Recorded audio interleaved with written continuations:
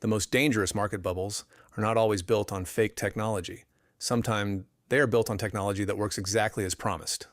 Radio changed the world. It brought news, music, sports, and entertainment directly into people's homes. And it turned one company into the symbol of the future. That company was RCA. At its peak, investors treated RCA as if it owned the next century. Then its stock lost more than 97%.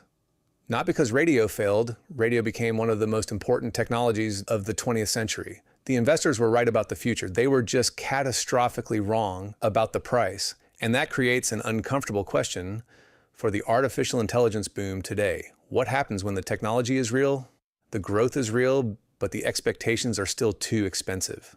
Because sometimes seeing the future is not enough. To understand how this happens, we need to go back to 1920.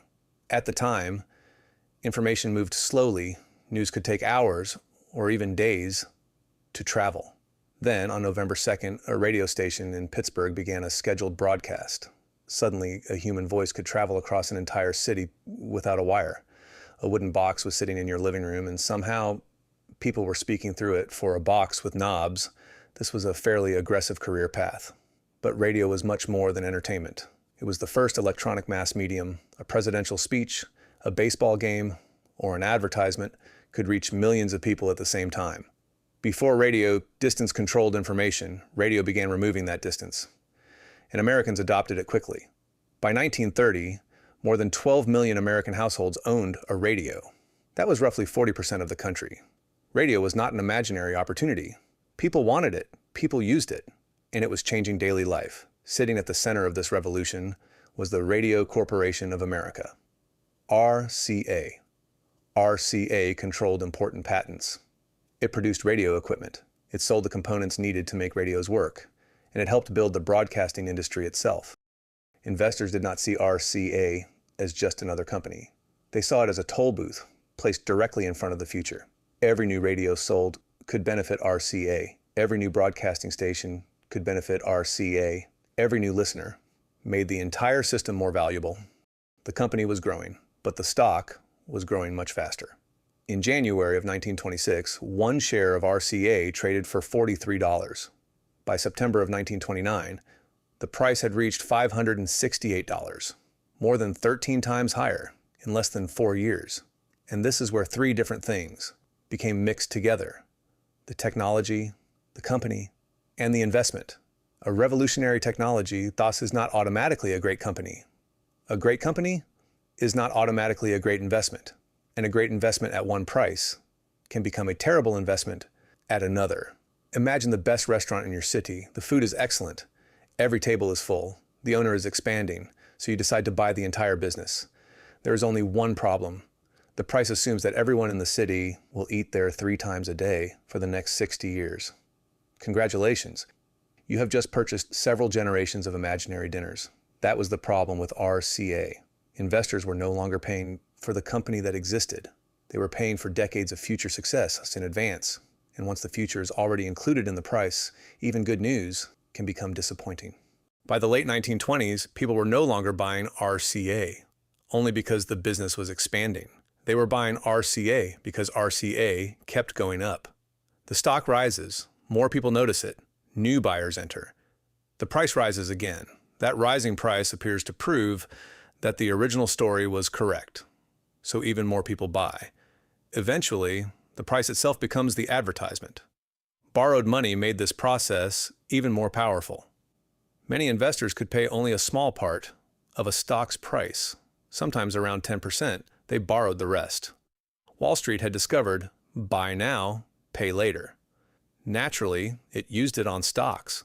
When prices rose, borrowed money multiplied the gains. But when prices fell, it multiplied the panic.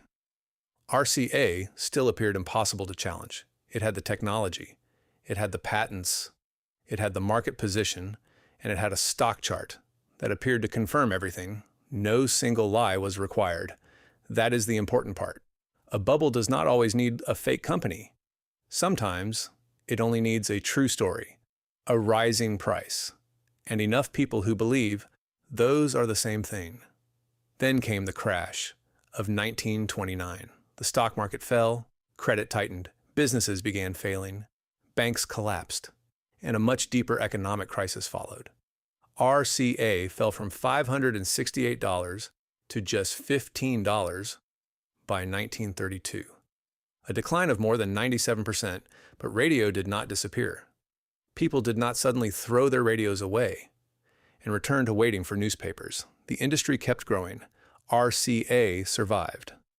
It later became deeply involved in another revolutionary technology, television. But an investor who bought RCA near the peak faced an astonishing wait.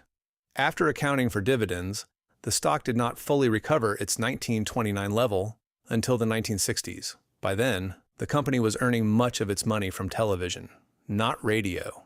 Imagine predicting that electronic media would dominate the 20th century, being completely correct, and still waiting roughly 30 years to recover your money. That is not being wrong about the future. That is paying for the future too early. And this is why real technology can create some of the largest bubbles. New technology creates uncertainty, and uncertainty gives imagination more room to operate. Nobody knew exactly how large radio could become.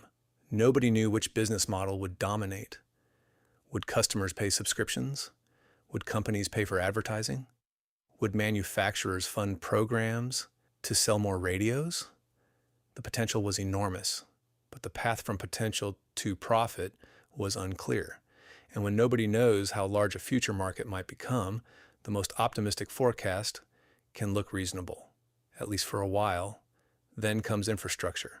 Every technological revolution needs something physical underneath it. Factories, equipment, networks, electricity, distribution. Building that infrastructure creates immediate revenue, but infrastructure spending is not the same thing as permanent profit. A city may need thousands of workers to go out to build a bridge. It does not need thousands of workers standing on the bridge forever, admiring last quarter's growth. Finally, investors search for the company that controls the bottleneck. With radio, that company appeared to be RCA. But when everyone identifies the same unavoidable winner, the price begins reflecting more than success. It begins reflecting perfection. And perfection is a very expensive assumption. Now, return to artificial intelligence. First, artificial intelligence is real. Companies are already producing meaningful revenue from it. Microsoft says its artificial intelligence business has reached an annual revenue pace of more than $37 billion. Technology companies are also spending enormous amounts of money building the infrastructure behind it: data centers, specialized chips, power systems, networks, and massive computing clusters. Capital expenditure is optimism with an invoice, but the same question remains: where will the final profit appear? With the companies producing the chips, with the cloud providers, with the developers building the models, with businesses using artificial intelligence to reduce their costs, or with customers who receive better services at lower prices? A technology can create enormous value without all of that value becoming profit for the companies building it. The internet is a good example. It transformed the world, but much of the value went directly to consumers.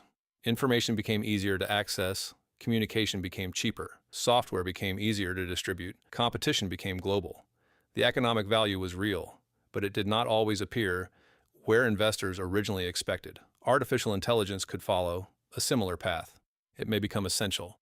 It may improve almost every industry, and competition may still push prices down faster than profits rise. The technology can win, while the financial value moves somewhere unexpected. Today's stock market is also highly concentrated. The 10 largest companies represent more than 1/3 of the S&P 500. That does not prove that the market is in a bubble. And today's largest technology companies are very different from RCA in 1929.